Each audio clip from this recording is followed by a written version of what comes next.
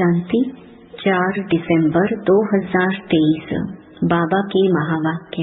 मीठे बच्चे, सतगुरु का सहज वशीकरण मंत्र तुम्हें मिला हुआ है कि चुप रहकर माँ मेकम याद करो। यही माया को अधीन करने का महामंत्र है। प्रश्न: शिव बाबा ही सबसे भोला ग्राहक है, कैसे? उत्तर: बाबा कहते, बच्चे, तुम्हारे पास देह सहित जो भी पुराना कचरा है वह मैं लेता हूँ, सो भी तब जब तुम मरने पर हो। तुम्हारे सफेद कपड़े भी मरने की ही निशानी है। तुम अभी बाप पर बलि चढ़ते हो। बाप फिर 21 जन्मों के लिए तुम्हें मालामाल कर देते हैं। भक्ति मार्ग में भी बाप सबकी मनोकामनाएं पूर्ण करते हैं। ज्ञान मार्ग में भी सृष्टि के आदि मध्य अंत का ज्ञान दे त्रिकालदर्शी बनाते हैं।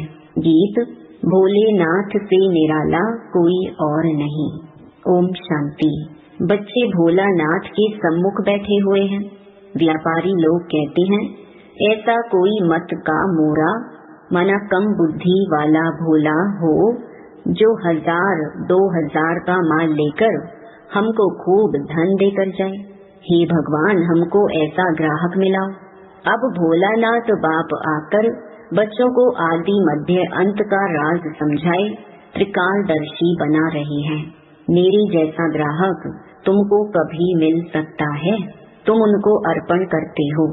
भक्ति मार्ग में बहुत महिमा करते हो। भोलानाथ की महिमा होती है, तुम मात पिता हम बालक तेरे। वह आकर राजयोग सिखलाते हैं, राजाई देते हैं। बाप को कहते हैं, यह जो पुराना कचरा है वह हम आपके ऊपर बलि चढ़ाते हैं। आप हमको 21 जन्मों के लिए माला माल करते हो। सर्राफ होते हैं ना, मट्टा सट्टा करते हैं, कमीशन लेते हैं। यह भी कहते हैं, कचरा जो भी है देह सहित वह सब तुम्हारा लेता हूँ जब तुम मरने पर हो। यहाँ तुम ब्रह्मा कुमारियों के कपड़े भी सफेद हैं, जैसे कि तुम मरे पड़े हो। मरने वाले पर हमेशा सफेद चादर डालते हैं, कोई भी दाग न हो। इस समय सबको माया का काला दाग लग गया है। इसको ही राहु का ग्रहण कहा जाता है। चंद्रमा पर भी ग्रहण लगने से काला हो जाता है ना, तो यह माया का ग्रहण भी सारे विश्व को काला कर देता है। इसमें तत्व आदि सब आ जाते हैं। बाप बैठ समझाते हैं, यह तुम्हारा राजयोग है। राजयोग से स्वर्ग में राजाई प्राप्त करनी है। तुम राजाओं का राजा बनते हो। नारायणी नशा रहता है। नर से नारायण बनते हैं। लक्ष्मी नारायण का राज्य होता ही है सतयुग में, तो जरूर मुझे अंत में आना पड़े। यह समय है भक्ति मार्ग का। भक्ति मार्ग में दर दर माथा टेकते धक्का खाते रहते हैं। भक्तों का रखवाला है भगवान, भक्ति का फल आकर देते हैं। सब भक्त तो हैं, परंतु सबको एक जैसा फल नहीं मिलता है। कोई को साक्षात्कार होता है, कोई को पुत्र मिलता है अल्पकाल के लिए। किस्म किस्म की मनोकामनाएं पूरी करता हूँ। दुनिया में यह किसको पता नहीं कि भगवान आया हुआ है राजयोग सिखलाने। समझते हैं वह द्वापर में आया तब राजयोग सिखाया होगा, फिर वहाँ नर से नारायण कैसे बनेंगे? अभी ही बाप तुम्हें राजयोग सिखलाकर राजाओं का राजा बनाते हैं। यहाँ तो तुम्हें सिर्फ चुप रहना है। मन मनाभव यही सतगुरु का सहज वशीकरण मंत्र है। इस मंत्र में बहुत आमदनी है। यह माया को अपने अधीन करने का मंत्र है। माया जीत जगत जीत। भक्ति मार्ग वालों का है मन जीते जगत जीत। इसके लिए वह हठ योग आदि करते हैं। सो भी जगत जीत बनने के लिए नहीं करते हैं, वह तो मुक्ति के लिए करते हैं। बाप आकर कहते हैं, बच्चे, देह सहित सर्व धर्मानी परित्यज्य। मैं फलाने धर्म का हूँ, फलाना हूँ, ये सब बातें छोड़ अपने को आत्मा समझ माँ मेकम याद करो। बस मैं जो मत दे रहा हूँ उस पर चलो। बाकी अब तक जो अनेक मतों पर चलते आए उन सब की मत छोड़नी पड़ी, तो तुम्हारा ज्ञान बिल्कुल नया हो गया। समझते हैं इन्हों की बातें तो नहीं है। तुम बच्चे जब किसी को भी समझाते हो तो पहले उनकी नब्ज देखनी है। सबके सामने एक जैसी बात नहीं करनी है। मनुष्यों की हैं अनेक मतें, तुम्हारी है एक मत, परंतु नंबरवार है।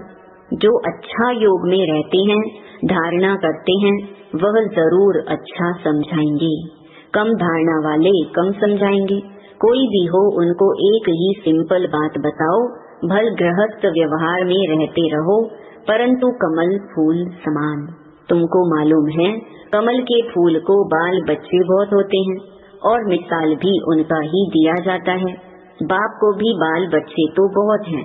कमल का फूल खुद पानी के ऊपर रहता है, बाकी बाल बच्चे नीचे रहते हैं। ये मिसाल अच्छा है।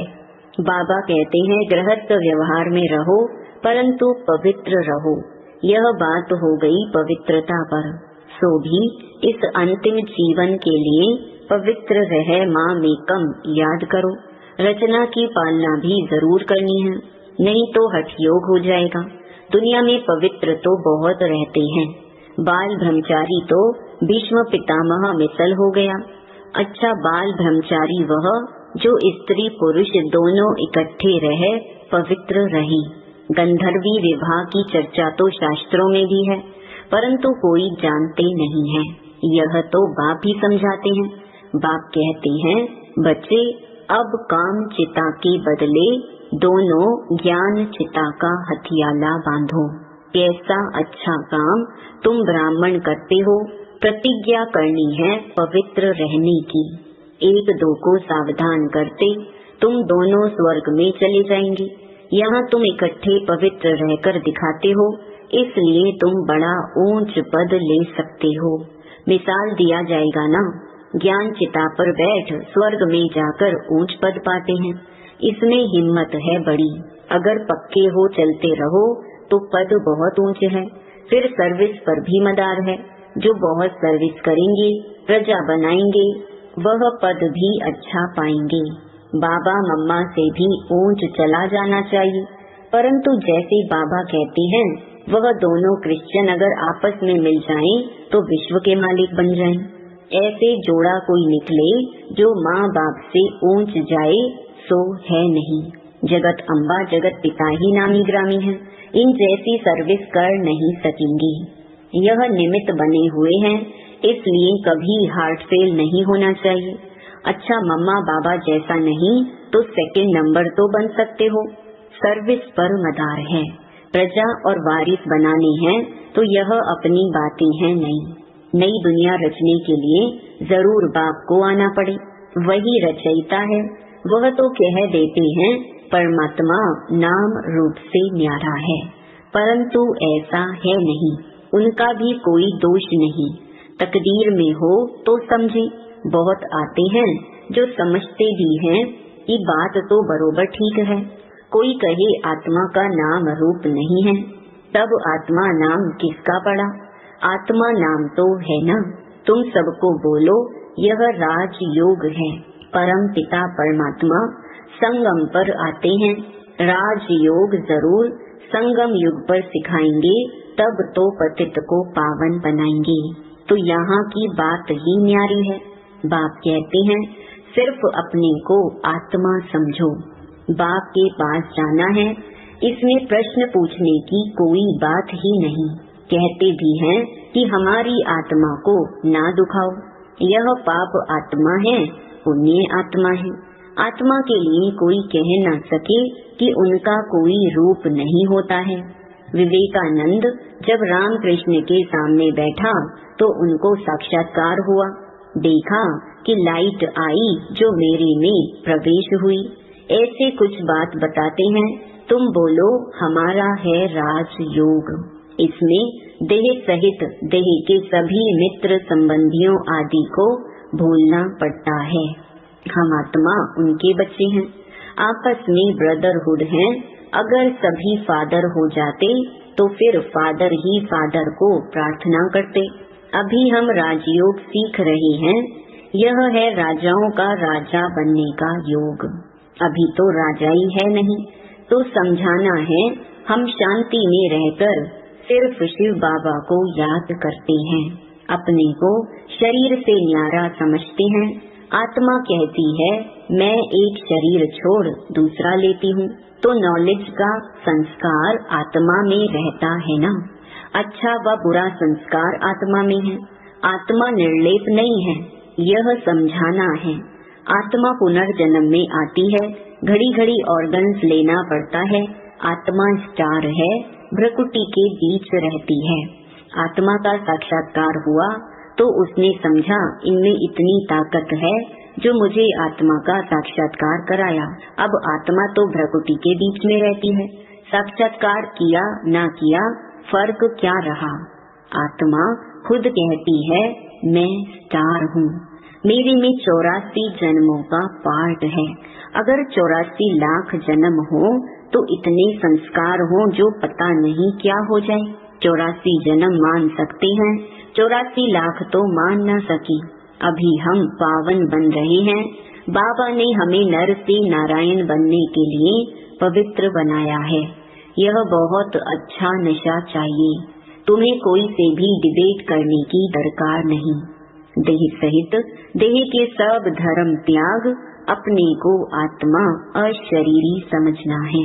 भल हमने शास्त्र आदि पढ़े हैं, परंतु डिस्कस क्यों करें, जबकि बाप ने कहा है मामेकम याद करो, और दूसरा फरमान है गृहस्थ व्यवहार में कमल फूल समान पवित्र रहो।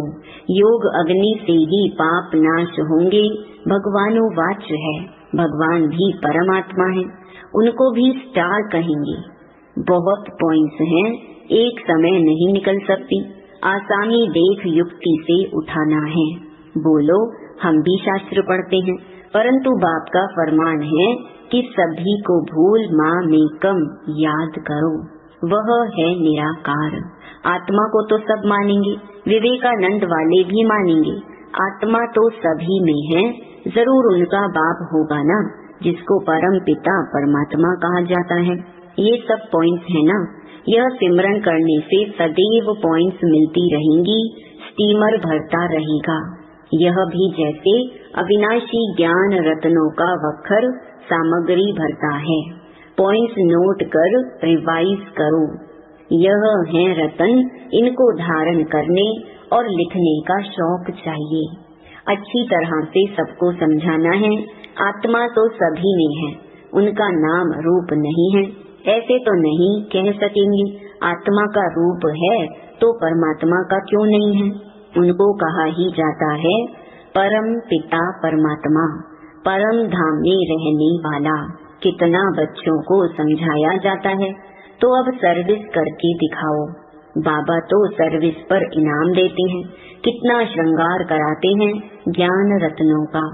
हम यहाँ के पदमपति नहीं बनना चाहते हैं, हमको तो चाहिए विश्व की बादशाही। अच्छा, मीठे मीठे सिकिलधे बच्चों प्रति माता पिता बाप दादा का याद प्यार और गुड मॉर्निंग। रूहानी बाप की रूहानी बच्चों को नमस्ते। धारणा के लिए मुख्य सार। पहला, ज्ञान रतन जो मिलते हैं उन पर विचार सागर मंथन कर स्वयं में धारण करना है। ज्ञान रत्नों से सदा भरपूर रहना है। दूसरा, अपने नारायणी नशे में रहना है। वाहियात बातें किसी से भी नहीं करनी है। अशरीरी बनने का अभ्यास करना है। वरदान, दुआ और दवा द्वारा तन मन की बीमारी से मुक्त रहने वाले सदा संतुष्ट आत्मा भव। कभी शरीर बीमार भी हो तो शरीर की बीमारी से मन डिस्टर्ब ना हो। सदैव खुशी में नाचते रहो तो शरीर भी ठीक हो जाएगा। मन की खुशी से शरीर को चलाओ तो दोनों एक्सरसाइज हो जाएंगी। खुशी है दुआ और एक्सरसाइज है दवाई, तो दुआ और दवा दोनों से तन मन की बीमारी से मुक्त हो जाएंगे। खुशी से दर्द भी भूल जाएगा। सदा तन मन से संतुष्ट रहना है, तो ज्यादा सोचो नहीं। अधिक सोचने से टाइम वेस्ट होता है और खुशी गायब हो जाती है। स्लोगन: विस्तार में भी सार को देखने का अभ्यास करो तो स्थिति सदा एक रस रहेगी। मातेश्वरी जी के मधुर महावाक्य। परमात्मा की सद्गति करने की गत मत परमात्मा ही जानता है, तुम्हारी गत मत तुम ही जानो। अब यह महिमा किसकी यादगार में गाते हैं? क्योंकि परमात्मा की सद्गति करने की जो मत है वो तो परमात्मा ही जानता है, मनुष्य नहीं जान सकता। मनुष्य की सिर्फ यह इच्छा रहती है कि हमको सदा के लिए सुख चाहिए, मगर वो सुख कैसे मिले? जब तक मनुष्य अपने 5 विकारों को भस्म कर कर्म अकर्म नहीं बनाए, तब तक वो सुख मिल नहीं सकता। क्योंकि कर्म अकर्म विकर्म की गति बहुत गहन है, जिसको सिवाय परमात्मा के और कोई मनुष्य आत्मा उसकी गति को नहीं जान सकता। अब जब तक परमात्मा ने वो गति नहीं सुनाई है, तब तक मनुष्यों को जीवन मुक्ति प्राप्त नहीं हो सकती। इसलिए मनुष्य कहते हैं, तेरी गतमत तुम ही जानो। इनकी सद्गति करने की मत वो परमात्मा के पास है। कैसे कर्मों को अकर्म बनाना है, यह शिक्षा देना परमात्मा का काम है। बाकी मनुष्यों को तो यह ज्ञान नहीं, जिस कारण वो उल्टा कार्य करते रहते हैं। अब मनुष्य का पहला फर्ज है अपने कर्मों को सुधारना, तब ही मनुष्य जीवन का पूरा लाभ उठा सकेंगे। अच्छा, ओम शांति।